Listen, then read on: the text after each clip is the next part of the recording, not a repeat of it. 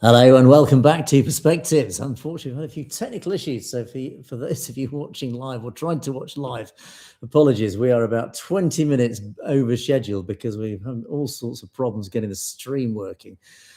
Oh, don't get me started. Anyway, we've got quite a lot to get through in today's show as well. So anyway, today's show, we are going to start here in London, where a trial date has finally been set for the man accused of murdering Kirandeep Kaur in her own bed as she nursed her newborn.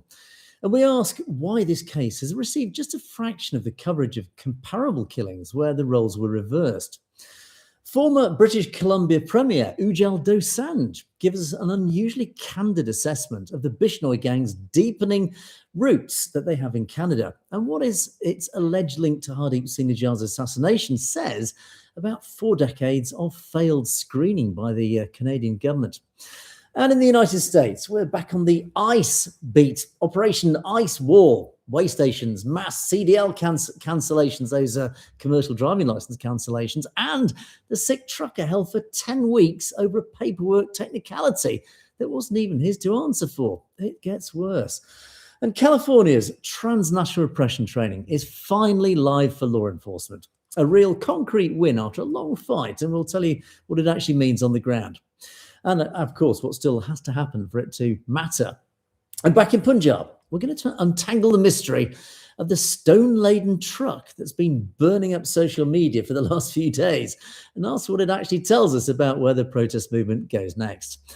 And we'll finish today on a recent video where one of the more reliably hostile Hindutva channels has just dusted off that good old Air India bombing to try to explain away something that they can no longer ignore, that the Khalistan movement is growing. They really can't cope with it, and they know it. So all this and more on today's show. And of course, do stay tuned for the end of the video where hopefully you will see loads of our comments. I was going to quickly dip in. Oh, Stacey, if you've joined us, I think, aren't you in the States at the moment? Who else online? Amrik. Hi, Amrik. Nice to see you there as well. So in the Sikh Jedi as well. Hello. Sorry, guys. We're very late online. I don't know if you guys managed to I tried to, you notice the issue that we have at the moment with the live stream. It's flickering and it's driving everybody mad. It's even driving me mad. But this studio, the cabling in the studio is so complex, even I can't work it out. And so I thought I'd cracked it. So just as I came on air, I did what I thought I'd done that worked.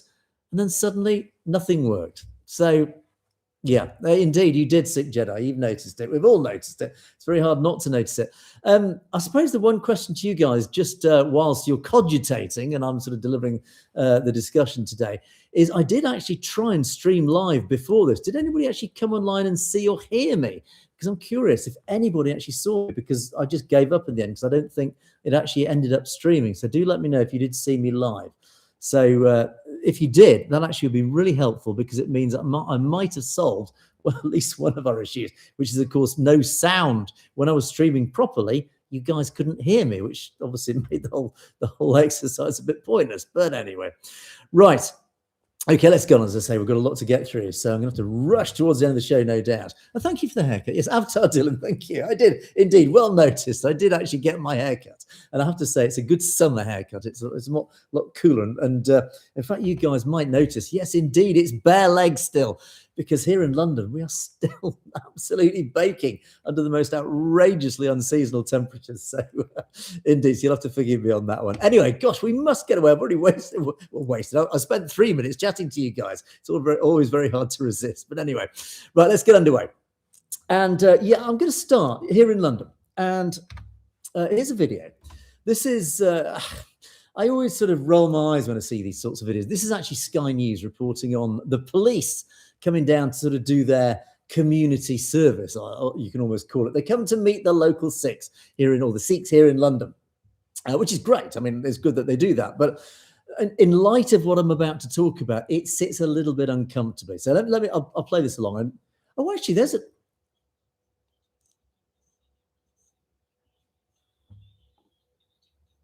Now, do let me know if you guys heard that, because maybe I've solved one of the other problems, which is you can't hear the videos. So if you can hear the video, do let me know if any of you heard that. In the meantime, I'm going to now carry on. So, but yeah, do let me know if you heard anything, because that is a big issue we've got. Anyway, so this is Hayes in West London. And it's news that actually should have been straightforward, but instead, sadly, raises more questions than answers. So as I said in the intro, a trial date has now been set, April 2027, that's a year away nearly, for Daniel Sean James. He is the man accused of murdering Kirandeep Kaur in her own home on the 12th of July. And it's very easy to sort of jump on this guy and accuse, give him all sorts of rude names. But ultimately, don't forget, he's innocent until proved guilty. Anyway, but his trial date has been set for next April. And sadly, it was after tragic murder. And we've been following the case closely, obviously on the show since it first broke, not just because of the sheer horror of what happened to this poor lady, but because of the pattern of silence that's built up around it since. And this, for us, actually is part of the whole big story of this. And here's the comparison that keeps getting raised, and we think it's actually a fair one. It does make sense. When a British woman was murdered, a British man was murdered by Henry Novak earlier this year, his background, his identity, his religion were dissected right across British front pages within hours of the murder. Commentators, columnists, entire panel discussions were built around Novak and what his identity supposedly told us about the crime. And of course, this whole Sikh community was then labelled, alongside the killer. And if you put that next to Kirandeep Kaur, sorry, I'm just going to jump into the comments because I want to know if any of you guys have noticed. Did you hear? Can't hear. No, that's a shame. Okay, no, that's fine. Thanks for letting me know, guys. I do need to know if you guys can hear the video. So that remains another problem we still have yet to solve. Anyway, so back to the awful story of poor Kirandeep Kaur. So, yes, so the Henry Novak killing and all the publicity and the dissection of his Sikh killer that went in the press, put that next to Kirandeep Kaur. She's a young Sikh mother killed in circumstances that by any measure should have dominated the news cycle for weeks. But instead, the announcement of a trial date more than a year and a half away had to come from court listings. It didn't really hit the headlines. There's no big sustained press campaign demanding answers on her behalf, like, of course, with the Novak killing. So again, it's really sad that there is these double standards. So we have this, and the word really, and it's a Sikh press agency, really summed this up perfectly. It's asymmetric identity journalism. This was their big sort of headline.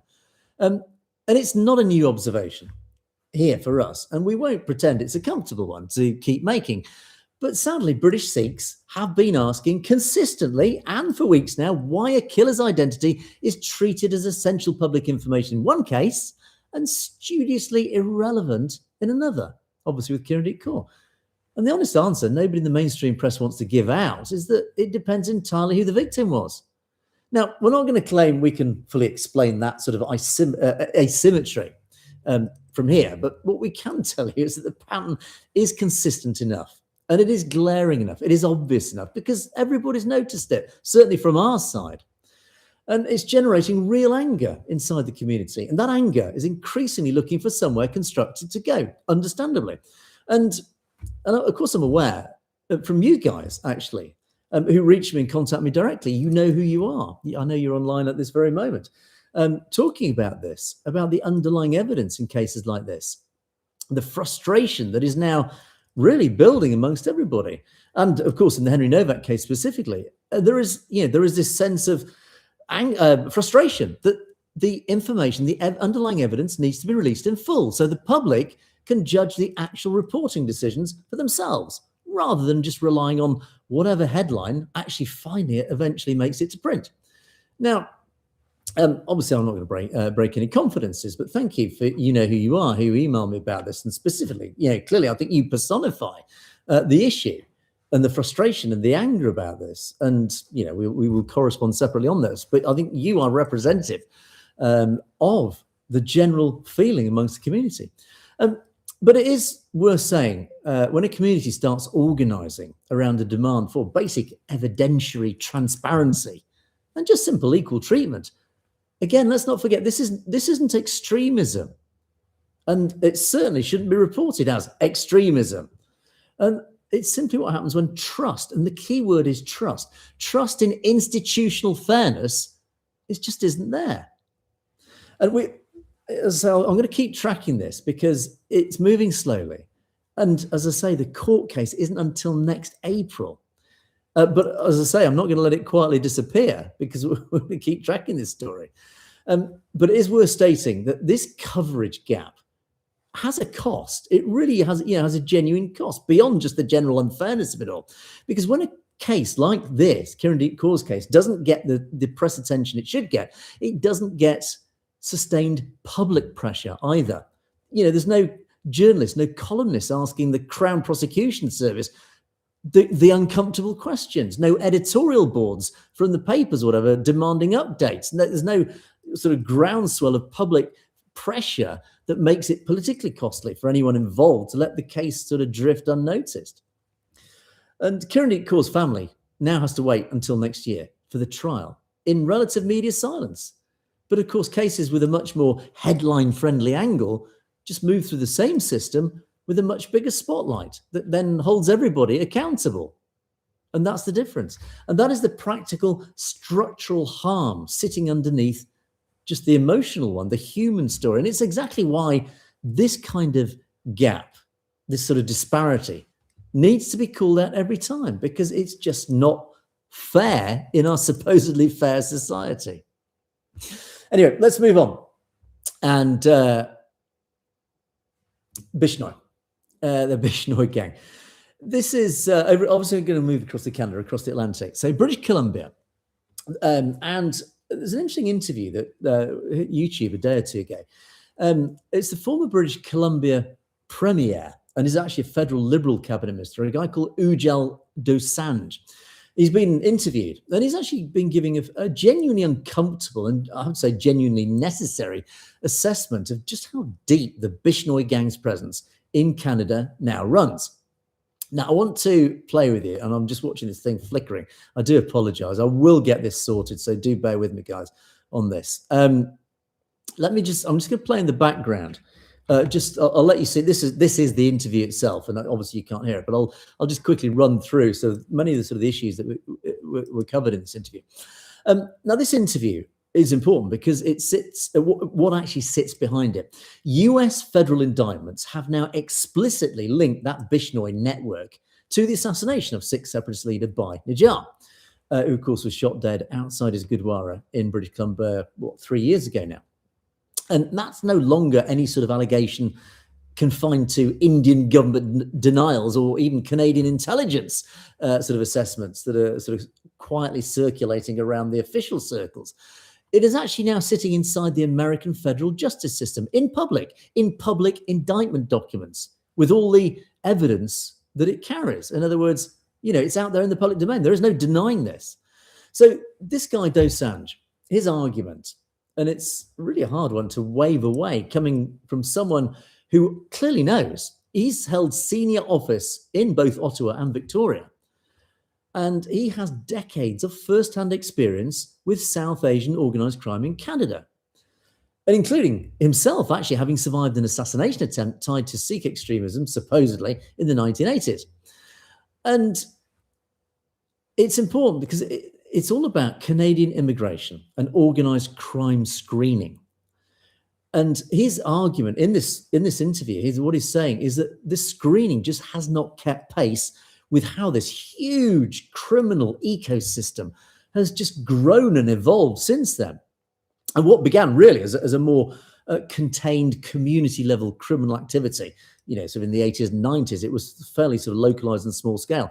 But it has grown and evolved and developed into this transnational network capable of these huge crimes that we're now talking about, the contract killings, the extortion, and the industrial scale drug trafficking on Canadian soil and indeed, of course, US soil, all based on that evidence that the Najjar case has brought out, and of course, Operation Hardball. And of course, the operational links back to the Indian state. Now, and of course, this guy refers to this, and that is really the genuinely uncomfortable part for the Canadian government. And it's why this guy, Dosanjh's intervention, really carries weight beyond the sort of, the normal noise certainly from the Hindu side and the Indian side. And he's not just talking about organised crime as an isolated law enforcement failure. He's connecting it to how successive Canadian governments have then handled extremism, multiculturalism, and free speech, of course, one of the most important things, in ways that have, whether through excessive caution or just simple politics, have left exactly the gaps that Bishnoi's network and those like it have just walked straight through.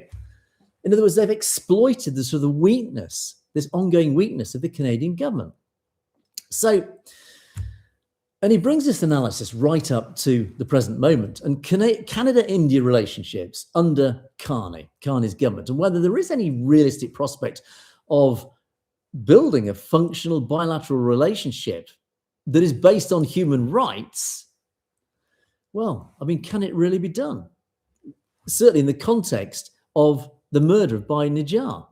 I mean, we know it shouldn't be, but even this guy, as I say, even this guy is raising the uncomfortable sort of questions about this, and he's on their side, So for you guys in Canada, particularly, it's not some sort of abstract foreign policy story that doesn't really affect you. It really is genuinely about it's whether Sikh Canadians, and this is a community that's lived in Canada for well over a century, so they are well and truly integrated. It's built gurdwaras, farms, businesses, entire towns across British Columbia. It's whether the Sikh community in Canada can trust that their own government takes threats against them as seriously as it takes the diplomatic discomfort of naming exactly who's behind the threats. So, but there's also a hard question underneath all of this, and one that actually Dosanjh as well does not shy away from in this interview. How much of the reluctance to act on these networks like Bishnoi's has been about genuine problems with evidence, as in lack of evidence, but how much has actually been about not wanting to disturb the trade relationship with India that, of course, successive Canadian governments have obviously prioritised, as we know, over the safety of their own citizens. So this guy is actually asking that very same question, and it's not a comfortable question for Ottawa to sit with. But it's one that this guy is effectively saying in public now. Don't forget, this guy's a former government minister. And he's quite happy now, publicly, now he's out of office, just to put it on the table and talk about it. Because the alternative, really, of not talking about it, treating each new revelation about Bishnoi's operations right across North America, not just Canada, as some sort of isolated law enforcement story, rather than what actually is going on, that we know is going on, and the connection to India, it's how these networks have been able to get away with it so far, because the government's turning a blind eye to what we are talking about on a regular basis. But they don't listen to us. They don't watch this show, sadly, because if they did, they might have realized just what the root cause of all this is. So anyway, Sikh Jedi, do you think we can get Amit Shah extradited? He's wanted in the US conspiracy to assassinate. I think, do I even need to answer that question? It will be a blue moon, or as we say, a cold day in hell, before Amit Shah will be allowed to be extradited from India. It's wishful thinking, and I wish we could see one day Amit Shah in handcuffs being sent to India. But I'll tell you now, it ain't happening. Sorry about that. But that is real politics, as it's called. Anyway, but I want to go back to the US now. And this is a story, of course, that we've talked a lot about on the show quite regularly, actually, because sadly, it actually keeps getting worse rather than better. I mean, I'd hope by now we've reached a conclusion, a happy conclusion on this story. Sadly, not. It is, of course, ICE enforcement and all its sort of tentacles affecting every single part of the Sikh community's lives. It's increasingly targeting specifically certain areas, including the Sikh trucking community in America. And the Sikh Coalition's legal director, a lady called Manmeet Kaur Soni, has laid out exactly how it's working in practice. And it's worth actually going through this step by step just to really understand the mechanism itself and really what should worry people, regardless of where you sit politically on immigration generally. There's a nationwide enforcement effort that's called Operation Ice Wall, obviously connected to the whole ICE operation. It's called Operation Ice Wall. It's officially targeted at truck drivers without proper documentation, checked at interstate weigh stations. Now, it sounds narrow and defensible, on paper at least, but actually in reality, how does it play out on the ground? I'll give you an example. For one Sikh driver, an asylum seeker, pulled over in Iowa while hauling poultry, chickens. He presented a valid commercial driver's license. The inspecting officer noted a minor registration issue with his employer, not with him personally, and it was resolved on the spot, as these things tend to routinely be. But then the inspector called ICE anyway. And this guy, this truck driver, was then detained for over 10 weeks, separated from his life, his livelihood, and of course his family, over a clerical footnote that had already been sorted out before that call was even made. Now, the Sikh Coalition's representative, her broader point is that ICE has now expanded well beyond truckers stopped at weigh stations to Sikh and other Indian nationals showing up for mandatory pre-scheduled immigration check-ins. People doing precisely what the system asks of them, but then being swept up regardless. And the knock-on effect is exactly what you'd expect. Drivers are now just abandoning the profession, the truck driving profession, just out of simple, straightforward fear. Even if the paperwork's in order, because the paperwork has stopped being the actual determining factor. And the Sikh Coalition makes the point that deserves to sit, actually it deserves sort of really a bit of closer inspection on this. Because when the breadwinner in a family, the earner, the worker in a family gets detained, of course, you can imagine the impact that it has on the rest of the family. The mother's left holding everything together, the wives still trying to keep the family together, keeping food on the table, suddenly being forced overnight into becoming the primary earners with no warning, no transition. Suddenly, these families are finding themselves in all sorts of trouble. And it's shocking that they're getting away with this, and it's not happening in isolation. It's basically the second front of a squeeze that started with the commercial driver's licenses themselves, the CDLs. Now, California alone issued roughly 17,000 non-domiciled CDLs to immigrant drivers. And the Trump administration has, of course, then been pushing the state to cancel them en masse. First, 13,000 in one order, with the federal rule now threatening to push some 200,000 qualified, lawfully present immigrant drivers out of the workforce nationwide. It's, the numbers are absolutely staggering. So this chap, Raman Dillon, he heads the North American Punjabi Trucking Association. He's actually made the community's position very clear publicly. He's made sort of various public statements to try and sort of defend. Sorry, here we go. Try and stand up for the community, and he's made the community's position very clear. Nobody is arguing against safety compliance or English language requirements. Why would they? I've said many times before, of course, the trucking industry, the Sikh trucking companies want to support anything that improves safety of both drivers and other road users. But what they're objecting to is a blanket cancellation that treats legally working drivers exactly the same as the handful of cases that the administration cites in these sorts of speeches. So the human cost is already visible on the ground. One California dispatcher told reporters apparently the share of Punjabi drivers at their company has fallen from roughly half to less than a third in just a few months. And many of those drivers pushed into gig economy, as it's called, work like Uber, DoorDash, of course, at a fraction of trucking pay. And so the tragedy of all this whole sort of situation, it's not even a story about immigration policy in the abstract. It's about a community that just gets held up, rightly, as a genuine American success story.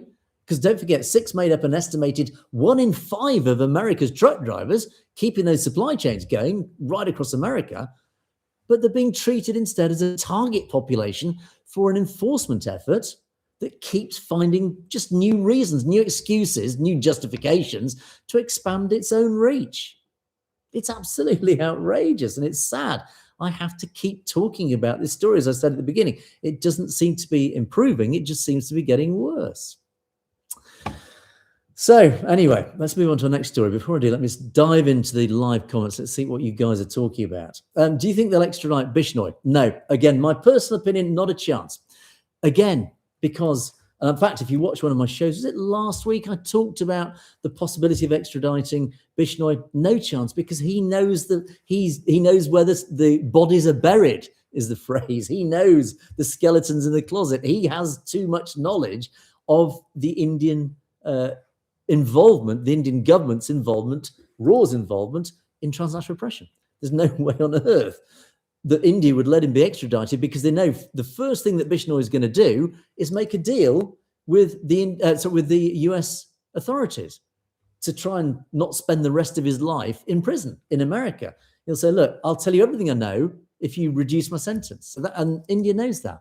So I think it's very, very unlikely. Again, much as I wish they would, in reality, I don't think there's a chance whatsoever that Bishnoi, Amit Shah, any of these guys, certainly at any high level, will be extradited. They might throw a few scapegoats who have a limited amount of knowledge about the real operation of transnational oppression and the links to Raw and to Modi himself.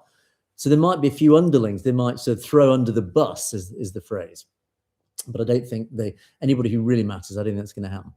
TC, hi TC, nice to see you on online. Do you think the main principle applying to the Sikh community is utilitarianism? So Sikhs lose out as they are a minority. This is wrong by all accounts. So, I've often said the Sikh community is a useful political pawn. It's a political football.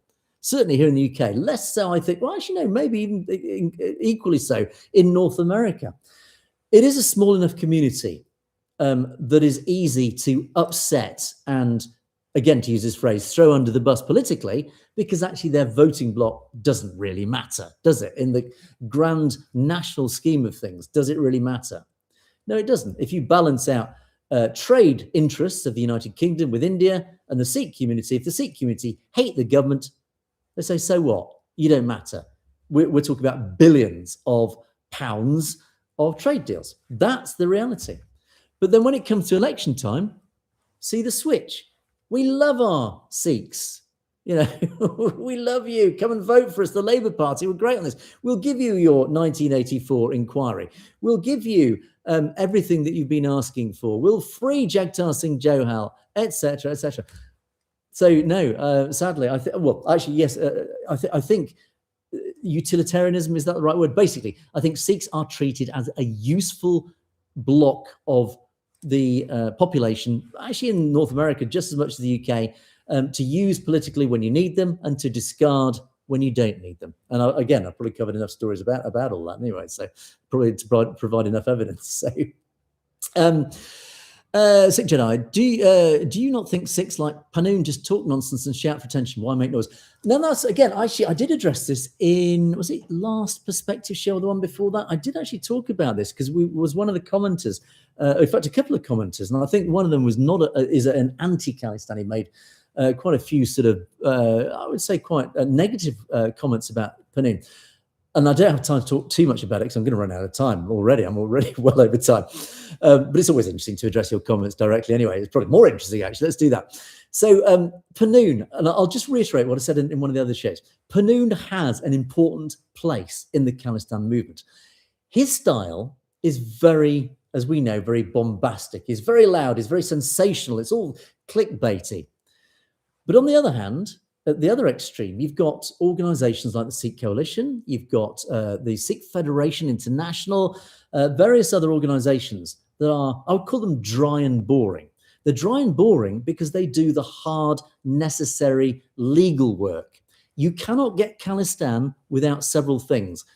And amongst those several things include the boring legal work, that is presenting a legal case that's evidence-backed to the United Nations, that has a whole raft of legal arguments and proven legal arguments and legal evidence that then means that if it ever came to a judge or an international court, the Khalistan movement ticks the box. It is legal. It does satisfy international law. It does satisfy the norms of democratic requirement to establish a new country.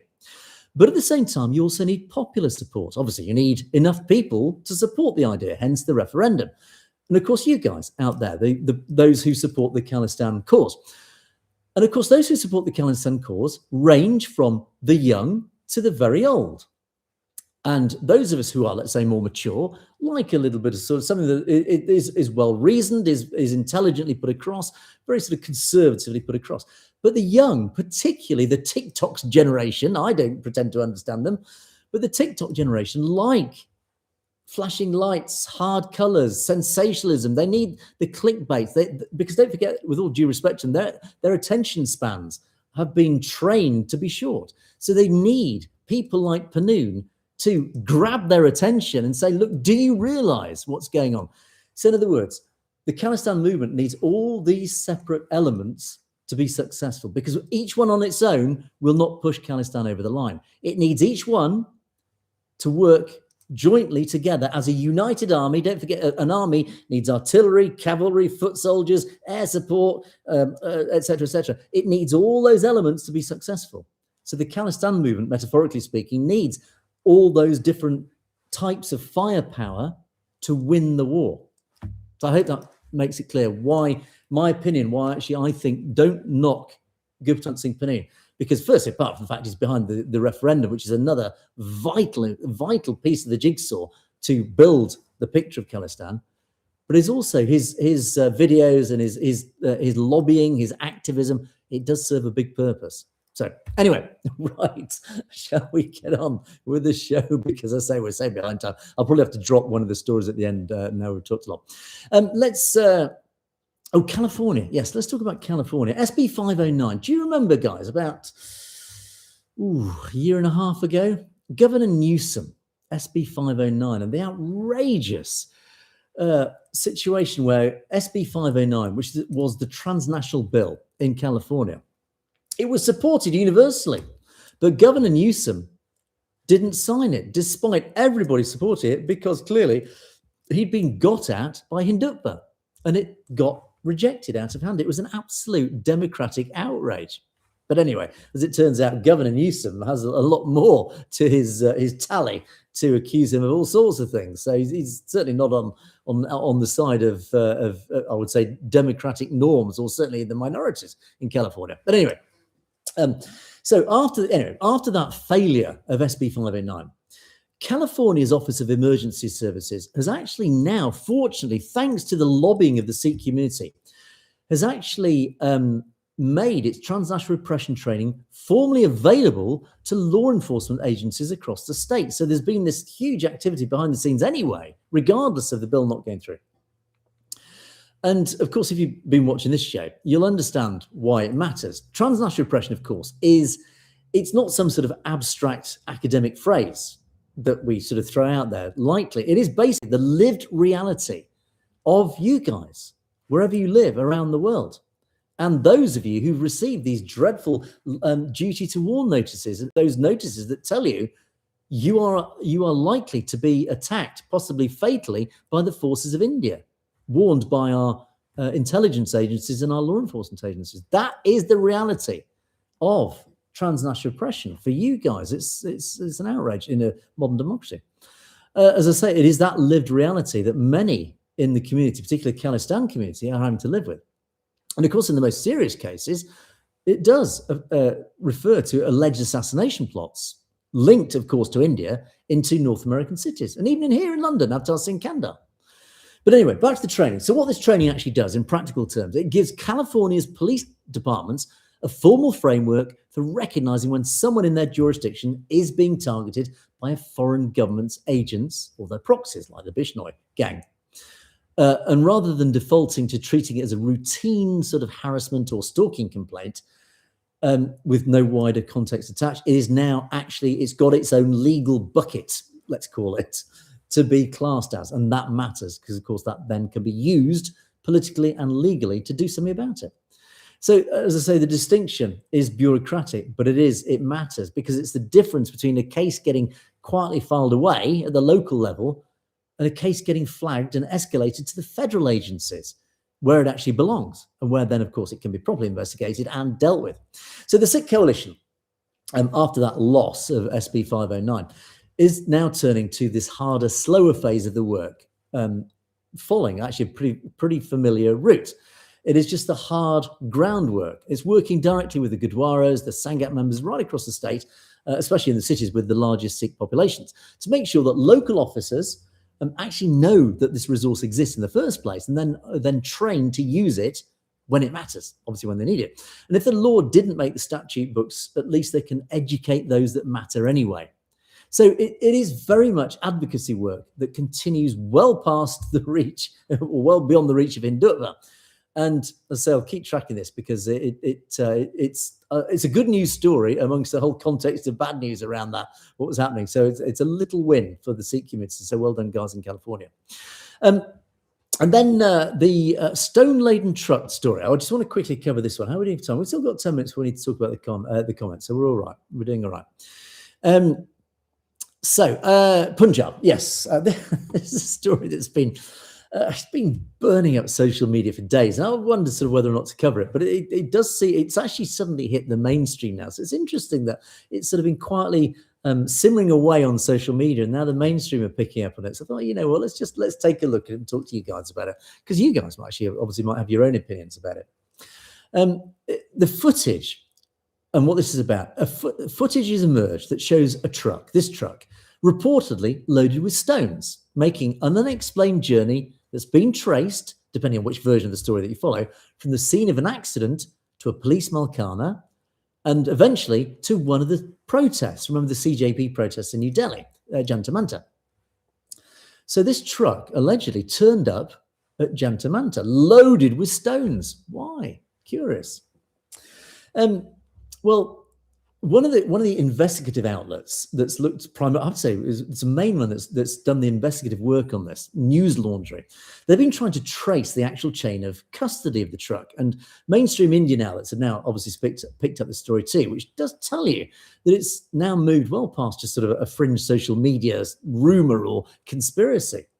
So we don't know. To be upfront right now, we don't know the truth. And as yet, the truth has not yet emerged. It tends to eventually emerge. But ultimately, the story so far is that Indian police have a well-documented history of dirty tricks, particularly when it comes to protests. And the Indian state has used false flag tactics regularly to deliberately discredit demonstrations and protests that it wants to delegitimize in the public eye. Things like, including, planting weapons, staging provocations, and then using that footage to justify a subsequent crackdown. We've been there before. I mean, I've shown you enough examples of that. So it's that context, it's that history that makes this story actually gain traction and seem actually possibly true, that maybe this was part of a potential false flag that actually didn't unfold, but potentially was about to unfold.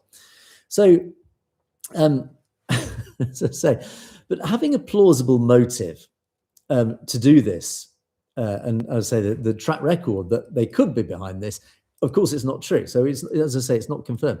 But what we can tell you is it is the kind of ambiguity that thrives precisely because trust, and again, this key word trust pops up again, because the trust between the state and the protest movement and vice versa is completely gone. It's broken down. There is no trust between the people on the streets and the government, and vice versa. And that really is the real story behind all this. It's the trust issue, whether or not this was true. And it does bring us to the wider question, actually, hanging over that CJP, the Punjab University protest, and ultimately the farmers' protest. What actually, where does this lead, and what is going to happen next? At this moment, we don't know. The NEAT climb down, so the CJP climbed down a few days ago, did bring the government some breathing room. But of course, that underlying anger hasn't gone away. And stories like this, the truck, the stone-laden truck, are exactly the kind of flashpoint that can very easily and very quickly reignite big protests again. That, again, didn't go away. There's still, the anger's still there, but nothing's just changed. So, again, worth just mentioning this story because who knows? As I say, it could potentially reignite. Anyway, how would we do time? Yes, we can quickly cover this one. Another video, actually. It's our old friends, the Hindu American Foundation. Yes, they've been at it again. I've actually got a bit of video for this, and I'll show you this in the background. Of course, again, you can't hear it. You'll recognize this guy. It's the Hindu American Foundation, and they've got a show specifically called That's So Hindu. And they've just put out an episode, this interview, revisiting once again this same old, the Air India bombing, the Kanishka bombing. And in this video, up it comes again. It's framed as remembrance, but explicitly referred to, in their own words, around, quote, the roots of violence in the Khalistan movement. So again, they've very deliberately brought up this same old stick to beat the Khalistan movement in this interview. I've talked a lot about the Kanishka bombing, so I don't need to reiterate it. But basically, we know the evidence out in the public domain totally contradicts the official line that it was Khalistani terrorists that brought that airliner down. And there's countless books being written about it, Soft Target, etc., etc. And I've laid out loads of evidence in the past. I don't need to obviously go all over that again. But the point is that we know from our side, it is most likely a raw false flag operation from the outset, an Indian intelligence orchestrated atrocity deliberately designed to discredit the Khalistan movement. That, of course, was at that time, 1985. It was growing fast. It was gaining real international sympathy. So that is it from our side. Now, the operation, though, this whole Hindutva raw operation has succeeded, sadly. Because at the time, when it was blamed on Khalistani extremists, terrorists, it caused irrevocable damage to the Khalistan movement at the time. But not just once. As I often say, it's handed Hindutva a permanent, reusable, reloadable weapon. This single, unquestioned fact that could be wheeled out every single time, every time the Khalistan movement shows fresh signs of life. That Khalistan is a terrorist, full stop, case closed, because the 1985 bombing proves it, which is deeply, deeply frustrating. And again, this is what's happening in this interview, once again. Now, the narrative that it was Khalistani terrorists doesn't surface in a vacuum. It always surfaces at a moment, and the timing of this is the point of this, what I'm talking about it now. The timing of it is always important when it keeps cropping up, because it's always used just at a time when they need to. It always surfaces at a moment when this same Hindutva ecosystem has effectively had to concede in its own coverage that the Khalistan movement is actually becoming more visible. It's better organized and it's more globally connected than it's been in years. And this is what this video interview is about. They are recognizing that the Khalistan movement is hugely popular. It's becoming publicly more visible and it is succeeding. And it's clearly terrified them. So when the HAF, Hindu American Foundation, when their own programs and the interviews like this quietly shift from just ignoring the movement to now having to dip into this old weapon to rerun this, this old Kanishka story, it's not confidence, ultimately, it's almost like a poker tell. It's the sound of a weapon being taken back down off the shelf because all the usual dismissals of the Khalistan movement have stopped working. So what can we use? Let's go back to the old Kanishka bombing, because that seems to be the only thing that seems to be working. And to add one more thing on this, because obviously try and look at least in this, at least sort of impartially. Whatever the truth of Raw's role in that Kanishka bombing, and we know it was a false flag operation. Ultimately, that whole story does need reinvestigating properly. There has been some movements to reopen the investigation because it is not a case closed. There's too many questions that still need to be asked about it. And we have to bring out the truth. We've got to stop people like this just bringing this story off the shelf every single time to beat the Khalistan movement with that big stick. But as I say, it is interesting the timing of this once again, because they are having to acknowledge publicly that the Khalistan movement is winning. It is succeeding. So what can they do to counter it? They can't counter it ideologically because the Khalistan movement stands up to scrutiny. It's popular, it's democratic, it's legal, it's peaceful, etc., etc. So they have to then go back to that tired old weapon that at least has some sort of power, which is the Kanishka bombing. So, as I say, the takeaway from the story is basically that. It's annoying that the Khalistan movement keeps getting hit with it, but see it as a compliment now, because they're having to do it because they can't think of anything else to bring down the Khalistan movement. They're having to go back 41 years. And I've had so many arguments on social media with people, Hindus, Hindutva people, who always trot this out. Oh, Khalistani terrorists. I said, this was 41 years ago. Even if Khalistanis were behind that bombing, and they weren't, but even if they were, that's 41 years ago. If you go back 41 years from the Kanishka bombing, it's 1941, the middle of the Second World War. That's like saying in 1985, all Germans are Nazis. And they mass murdered Jews. That's the equivalence of this.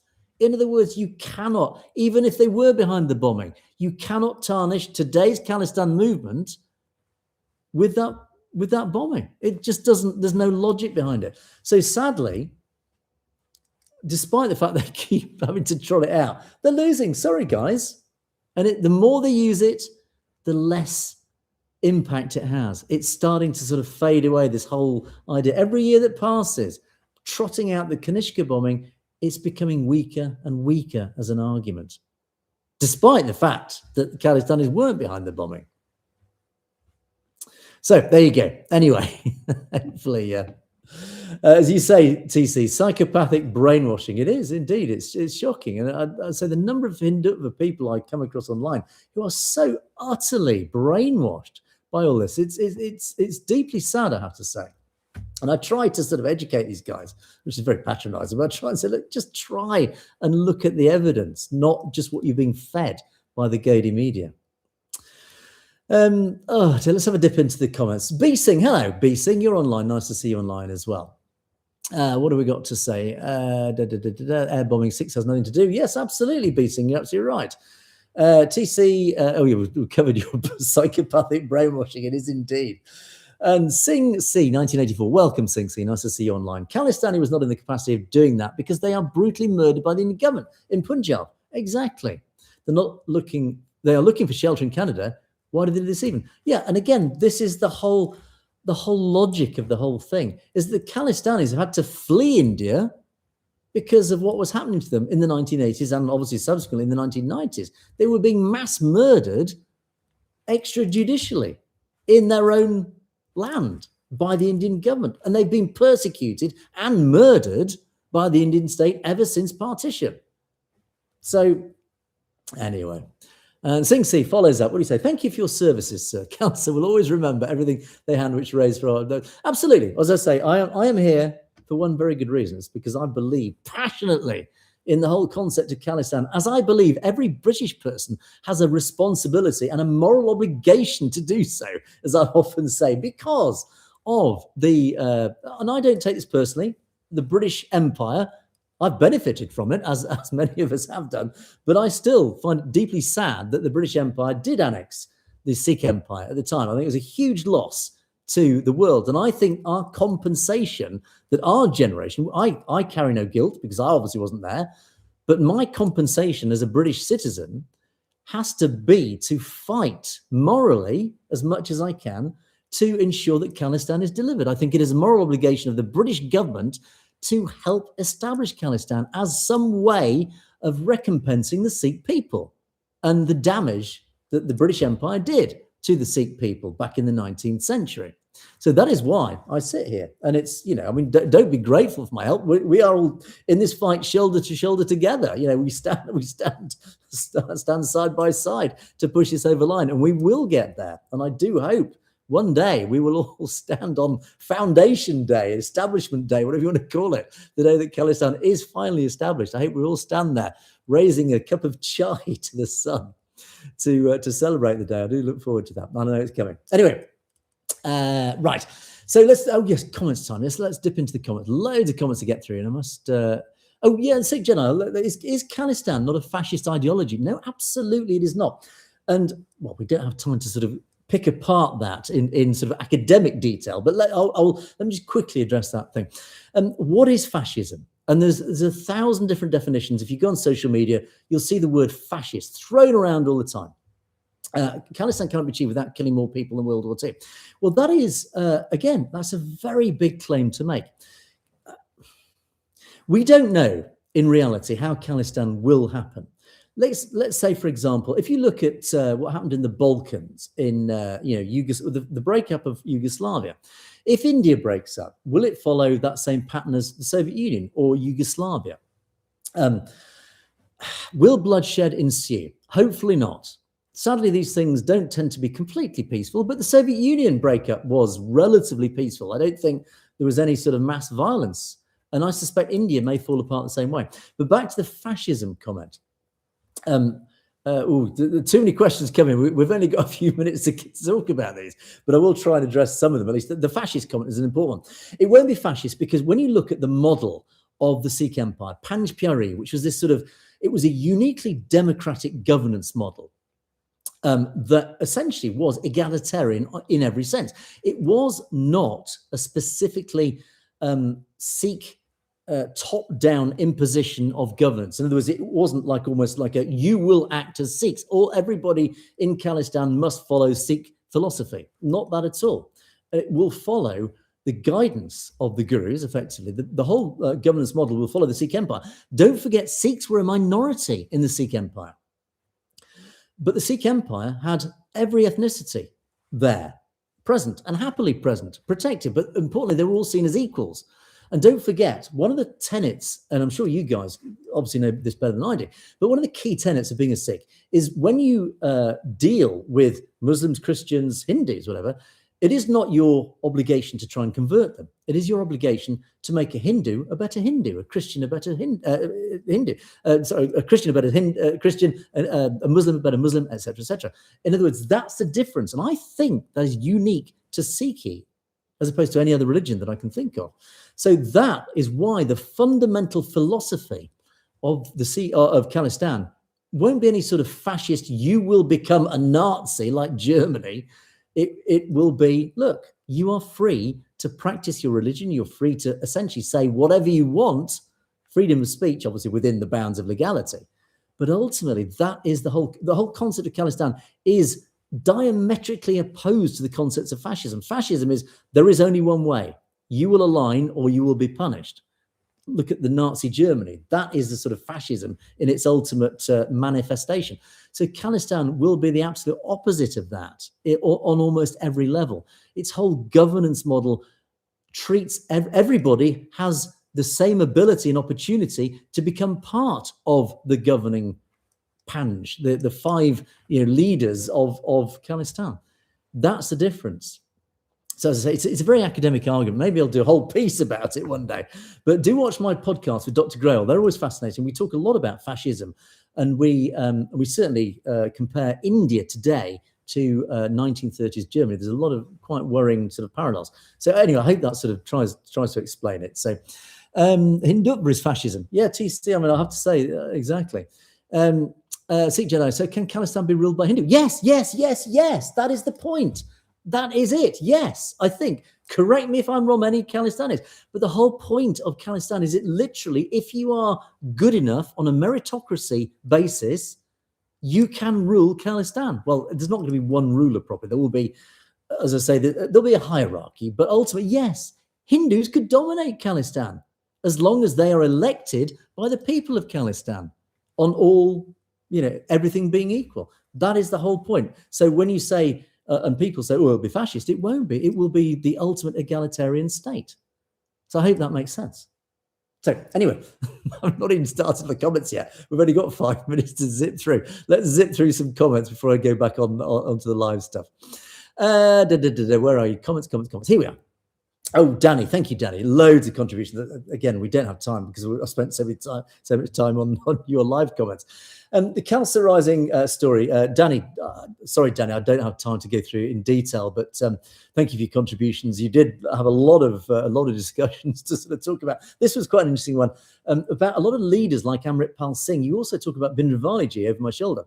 There seems to be this pattern that Sikh leaders are then elected, they're sort of placed on a pedestal, but then they fade away, or they die, or get shahided, they get martyred. But ultimately, I don't necessarily agree with that, but yeah, point well made. Sikh Jedi, who defines the rules of Khalistan? Who is the leader? Well, this is a story that's still unfolding. There are those behind the scenes who are designing the governance model, the constitution, effectively. The constitution, there is actually a constitution of Khalistan that does exist. It's not the official one. It's been drawn up by one part of the Khalistan movement, but this is actually something that is underway, is that they're trying to combine all the pro-Khalistan organizations into a united, cohesive unit so that they together can actually draft the Khalistan constitution.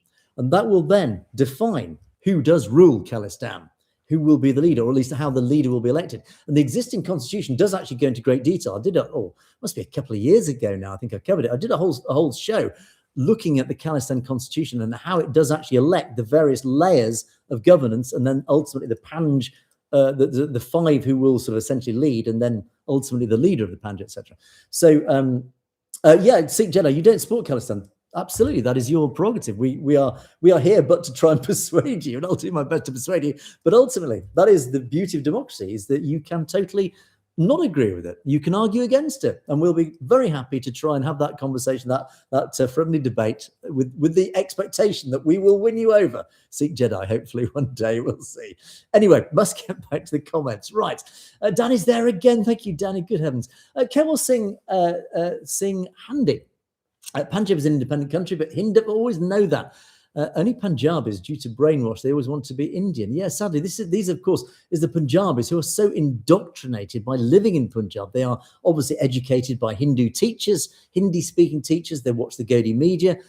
Of course, they are sadly brainwashed. It's not their fault, but this is why Hindutva is so effective. They know, they use the Goebbels playbook. They know how effective Goebbels was at this job, and they're effectively rolling the same methodology out in India, and it works. That's the problem. That's what we're up against.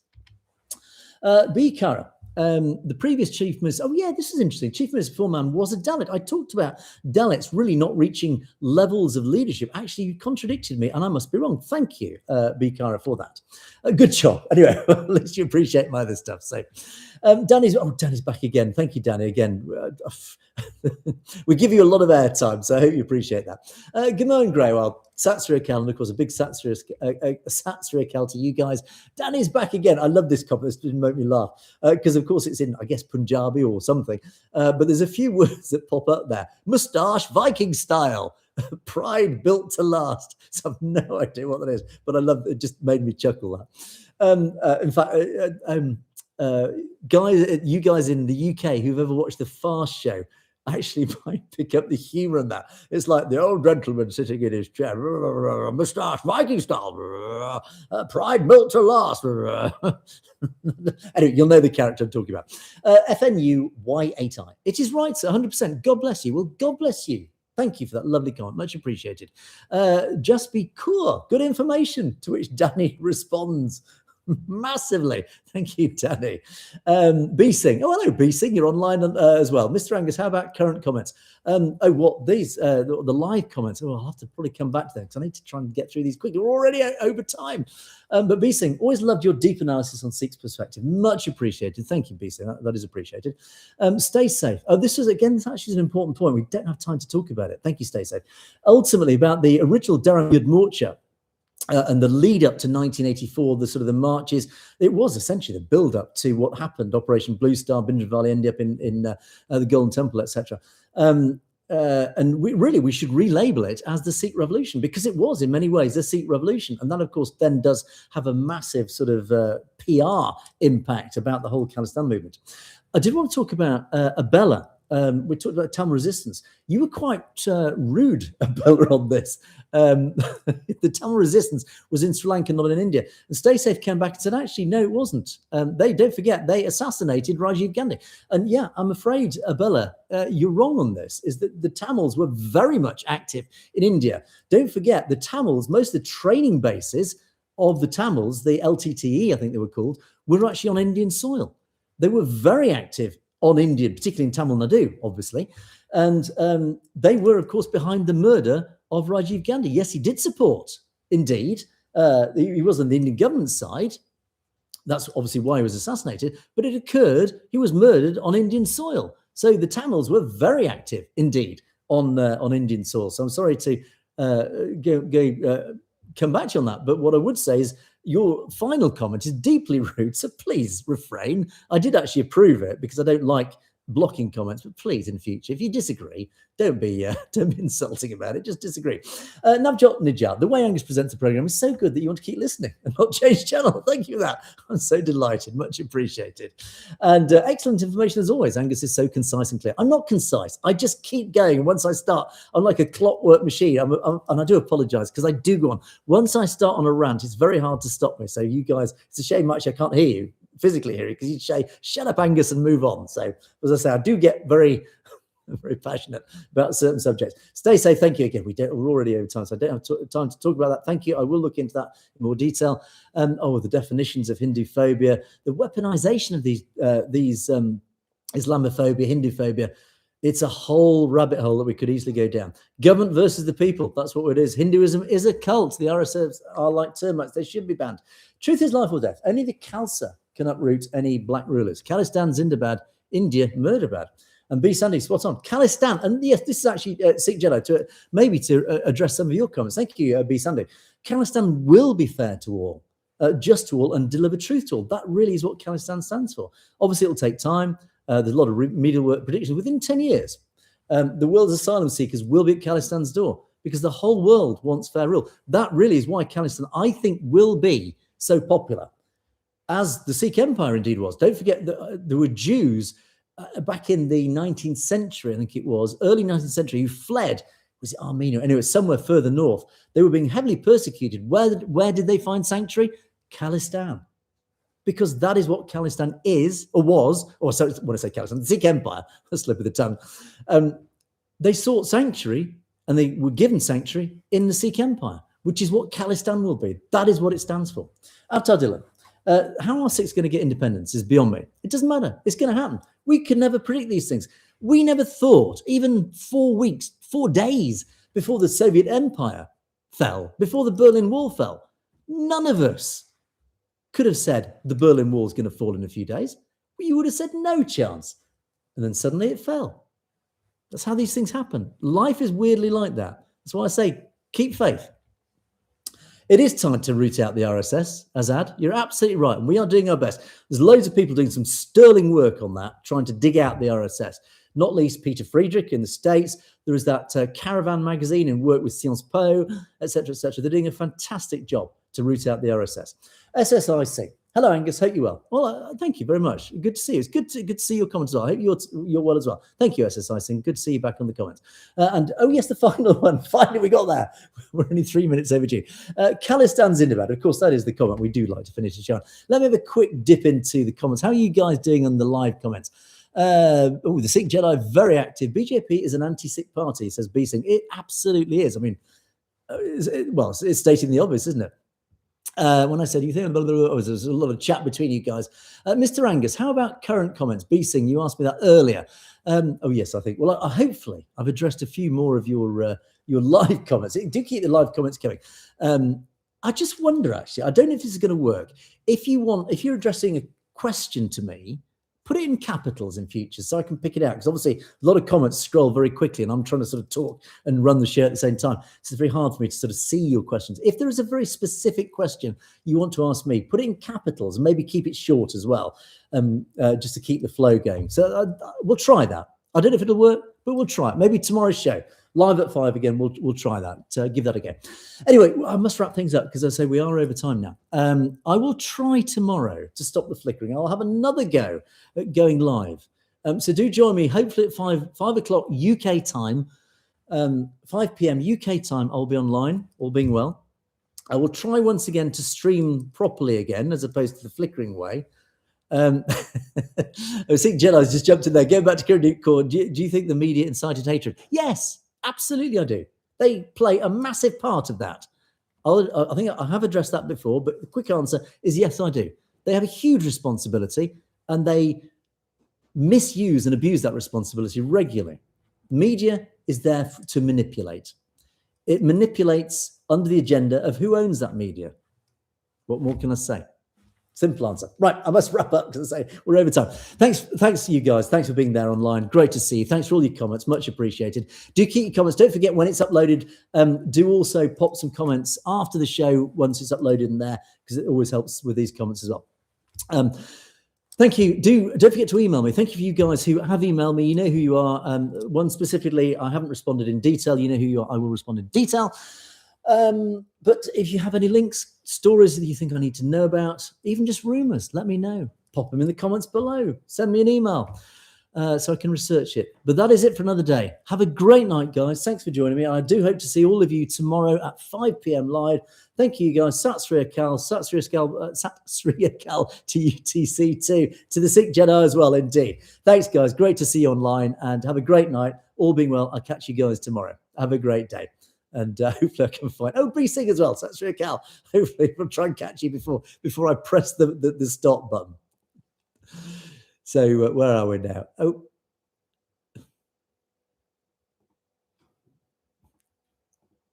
here it is. Bye guys. Have a great night.